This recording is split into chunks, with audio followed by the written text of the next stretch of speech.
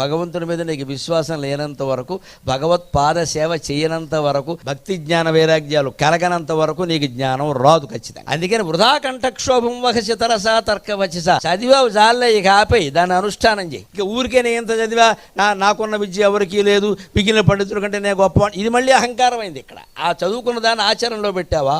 సర్వం కల్విదమేవాహం సర్వం కల్విదం బ్రహ్మ అని చెబుతావు, మళ్ళీ కులభేదం పెడతావు, మతభేదం పెడతావు, మన కులంలోనే మళ్ళీ శాఖాభేదం కూడా పెట్టేస్తావు.